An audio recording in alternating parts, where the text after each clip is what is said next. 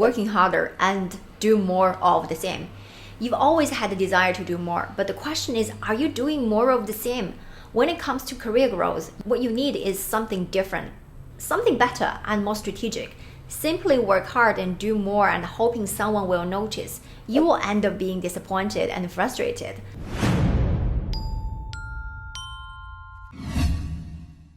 Are you currently in the middle management position? Perhaps you're a director, senior director, or you could be a manager.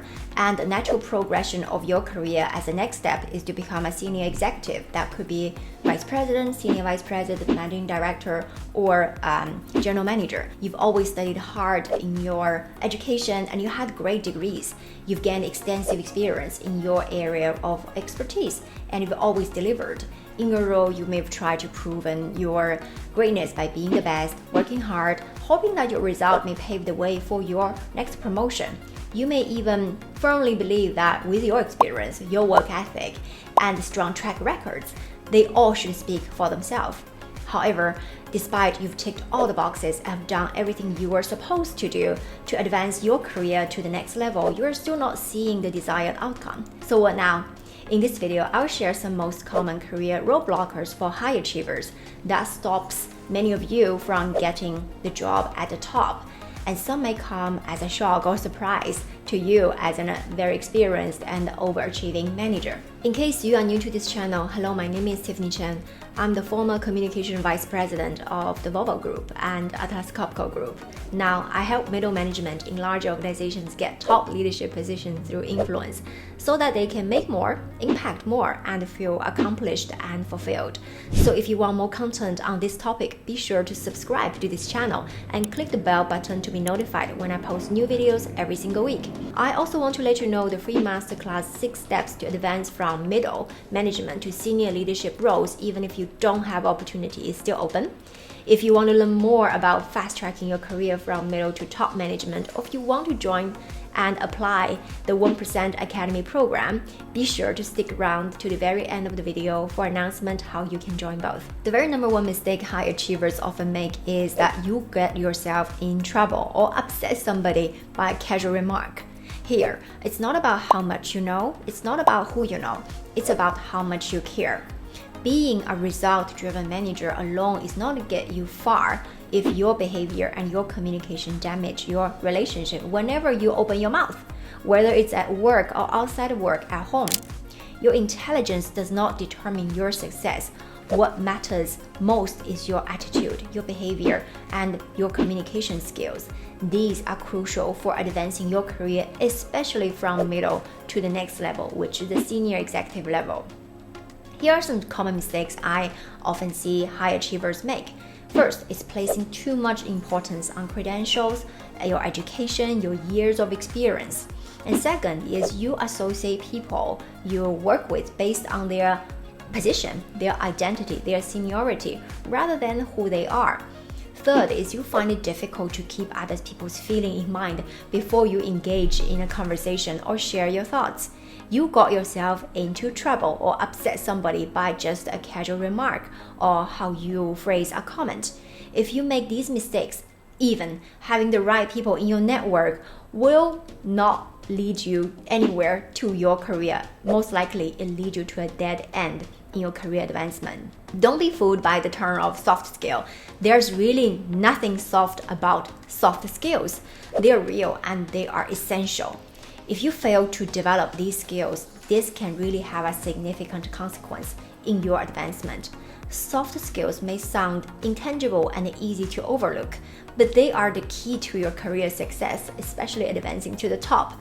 It's not a matter of choosing between hard skill and interpersonal skill. You actually need both to succeed. The second mistake is you let external events or words and actions of other people determine your attitude and your mood of the day. One of the directors I've talked recently said to me, when I see my peers and most of my team members have been promoted in the last 2 to 3 years, well, I myself have not. No matter how much I ask for it from my manager, I feel angry and I feel demotivated. My manager even said to me clearly, I'm not promoting you. I'm a kind of person used to look forward to Monday and get my week started and work hard. But now I just want to have longer weekend and I take even longer vacations. What I want to say here is nobody can upset you without your consent. You upset yourself when you surrender to your own attitude. External events or the words and action from other people cannot really directly cause you to become upset unless you allow them to. It's your own attitude and respond to these events and these words of others determine whether we are upset or we are not. We don't see the world as it is. We see it as we are. When you give power to these external circumstances and events, to the people, to impact your emotion and your own attitude, you hold negative thoughts and interpret any situation through a pessimistic lens. And these thoughts makes you feel resentful. It becomes easier to get frustrated and feel disturbed by external triggers. And you may act based on your feelings as well. So as a result, the director I've talked earlier become less engaged at work and decide there's no point to give more to his job. However, we have the ability to choose our response and gain the control back over our emotion. We have the power to shape our experience through our attitude. What we put out to the world is often what we receive as a return. In fact, I've noticed a direct correlation between person's attitude, including my own, and the result of they achieve in their life. Here are some mistakes you might want to think about. First is you let external circumstances control your mood and your attitude. And then something negative happen, you bring it home, bring it to your family life and let it impact a larger aspect of your life. Second is you allow bad moments to last for days and weeks or even months where everything happened just seems to go wrong. The third is when something bad happened and you imagine the worst. And you give yourself and other people around you with a comforting excuse that you are just being realistic when facing these challenges. The next mistake is being the best and going above and beyond. Being the best doesn't guarantee career advancement. It doesn't automatically lead to job promotion or salary increase or recognition from your management. In fact, it can actually have the opposite effect. There's a difference between doing a great job and overachieving. The later one, overachieving, is not always beneficial for your career. I made this mistake myself and spending 8 years in director positions. We have been conditioned to believe that being the best or going above and beyond and add extra value to the company will result in fast promotion. However, this is not really always the case. In fact, it can make others feel intimidated and resentful and leading to jealousies and dislike of you.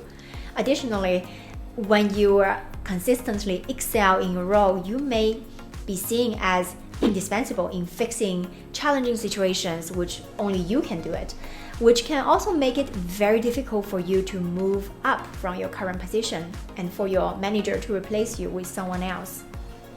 Here are some common mistakes I see, and I have made all of them myself. First is correcting other people's mistake and striving for perfection to make sure everything is 100% correct.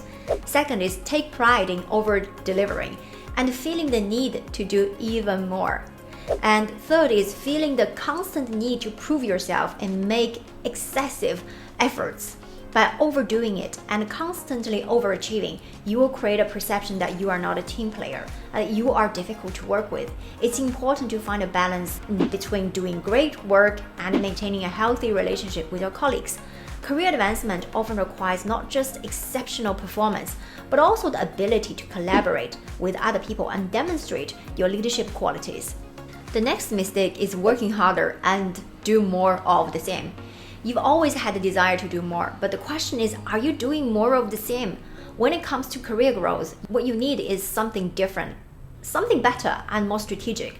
Simply work hard and do more and hoping someone will notice. You will end up being disappointed and frustrated.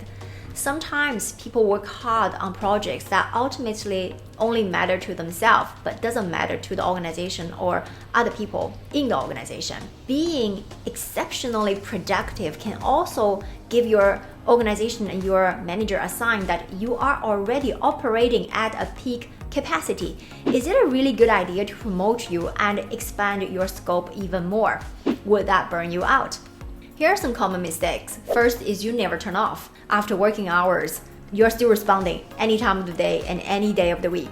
Second is you feel very proud when you leave your last position. Your company hired 3 full-time employees to replace you. And third is that you believe you have to work longer hours, arrive early, stay late, and even work weekends to prove your worth. The next mistake is you believe get it done yourself is much faster and it will give a much higher quality as an outcome.